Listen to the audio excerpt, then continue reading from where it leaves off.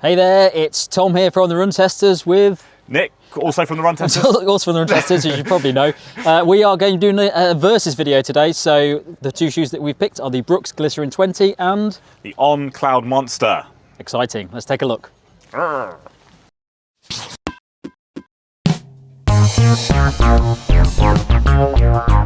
The Brooks Glycerin 20 costs £150. There's no US price at the moment. The weight is 298 grams or 10.5 ounces for men in a size 8, and the drop is 10mm. The On Cloudmonster costs £150 or $169.99. It weighs in at 278 grams or 9.8 ounces for men in a size 8, and the drop is 6mm. The Glycerin line has long been a favourite for runners looking for comfort and cushioning over easy day miles and daily training. The Glycerin 20 sees one of the biggest changes to the shoe's design with the addition of a new nitrogen-infused DNA LOFT V3 midsole, aiming to be lighter, softer and more responsive than the previous versions. That midsole, along with the outsole, also has a widened platform for smoother transitions. The upper is made from an engineered mesh that's built to offer breathability along with a secure fit, and there's plenty of padding around the ankle collar and tongue to provide a plush feel that cradles the foot on every run. The On Cloudmonster is a max cushion shoe that features a thick Helion Superfoam midsole foam for comfort and cushioning. That foam combines with the full-length speedboard and CloudTech design to produce rebound and minimise impact over easy day sessions. There's a mesh upper which offers a stretchy fit while still incorporating some reinforced sections for support and comfort. There's also an ample amount of cushioning around the ankle collar of the shoe, with a lean design to the tongue. Okay, so Nick, the fit of these shoes, the Brooks Glycerin 20, let's start with that. What do you think about the fit of this shoe? Great fit, really comfortable fit. Beautiful true to size to me, like the exact amount of room I like in the toe box for me around there, and then really comfortable hold around the midfoot and heel, loads of cushioning at the heel, so you know you're not going to get any kind of slippage, but it's not overly warm, that cushioning. I found it's a good balance of cush and warmth. Yeah, I'd agree. I'd say complete true to size for this. All of the Glycerin shoes that I've tried have been just fantastically comfortable from the off. Lovely bit of stepping comfort. This is no exception. I actually think this upper is probably slightly better even than the previous ones. It just hits the nail on the head with comfort and stability and cushioning and everything. It's just fantastic, true to size shoe. Also great, I'd say. If we're talking uppers, these might be the two of the best uppers on, also make cracking uppers. It's a much more kind of lean upper, I'd say, than the Brooks, but actually it's still cushioned around the heel, fits maybe slightly tighter in the toe box for me, but still very happy, true to size. And yeah, it feels very breathable and lightweight on what is, you know, quite a plushly cushioned shoe. Yeah, I fully agree with you on that one. Yeah, I'm true to size in this. I found it very comfortable to wear.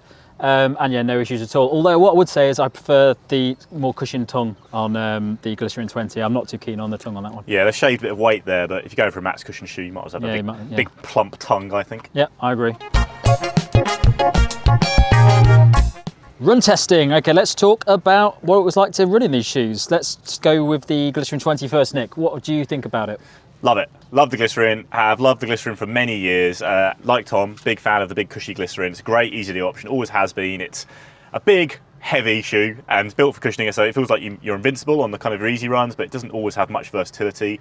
The new version with the new midsole, I think it's got a touch more versatility. It's a slightly bouncier shoe than past editions. It feels changed a bit. It doesn't feel like as plush step-in comfort when you first step into the shoe as maybe the previous versions, but it is still very, very comfortable. And what I will say is the ride just never changes. It was fantastic throughout a run. If anything, it gets better throughout a run. It's got a little bit of bounce. The bounce becomes more apparent almost as you get more tired, and I never felt kind of heavy-legged in that shoe, despite it being quite big and heavy.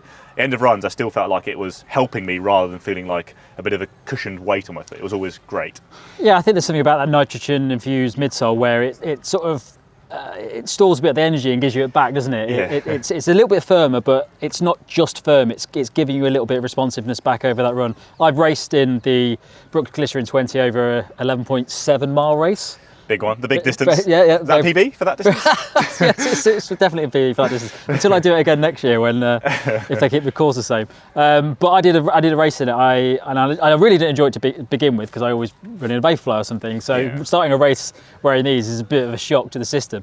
But over time, when I got to sort of those later miles, last 5 miles, felt pretty good. Yeah. I was enjoying it. I was definitely picking up the pace more as I went along, and Yeah, it was. I was surprised by that because I thought I'd be dreading it by the end. But yeah, it's definitely a nice bit of, once you get the momentum going, it does work quite well. Yeah, I found the exact thing. I did a long run in this shoe. It was kind of my classic progressive Sunday long run. Shuffle along at the start, very comfortable.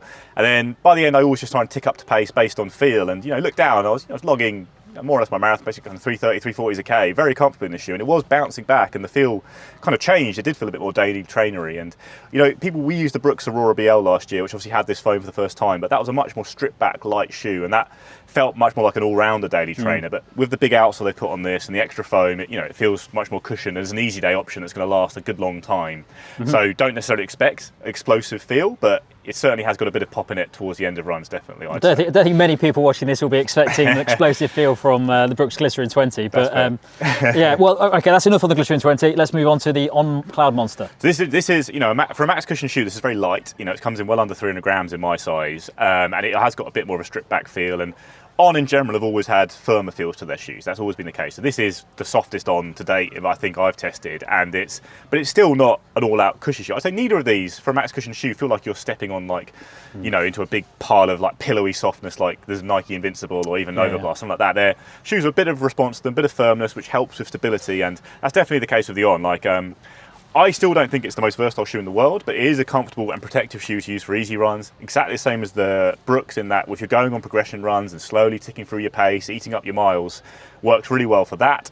It's got I'd say, a more traditional ride to it. There's not the nitrogen foam here does provide a bit more pop, I think, than what you get from this, but it's got, a comfortable, protective, traditional ride, a little bit of snap to it if you do try and up the pace a bit, and it is lighter than most max cushion shoes, but I think will appeal to a lot of people.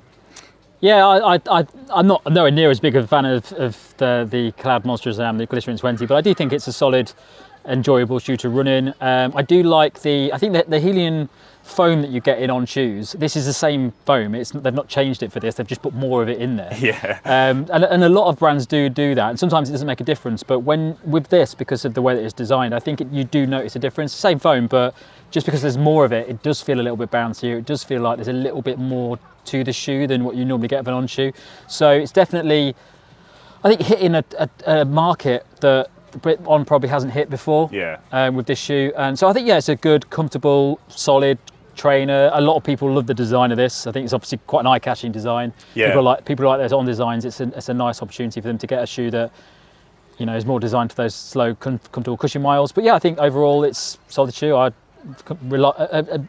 very much enjoyed running in it the times I have run it. Yeah, and it's got the kind of speed board in there, classic On things to try, and it's got a bit of a rocker going on. I didn't actually notice a massive rocking effect with this shoe, but I actually randomly did a hard track, well, not hard, but a track session where I was doing two sets of 100 meters, a pretty fast pace, just because I was on a press trip thing. Yeah. And actually, it was pretty good for that because, when it comes to that, you're not really looking for a massive amount of bounce from the foam. You're looking for just a lightweight shoe, and for a max cushion shoe, it is that. I think a lot of people will be happy using this as a daily trainer because it is a bit lighter, but I still think it lacks a bit when it comes to that top end speed. And I went out one morning trying to run a steady run with intent, and it just felt a bit a bit big and not necessarily something like On Cloudflow, for example, is a bit light, a bit more responsive, I think. But it's not built for that purpose, but it can do it quite well for a max cushion shoe.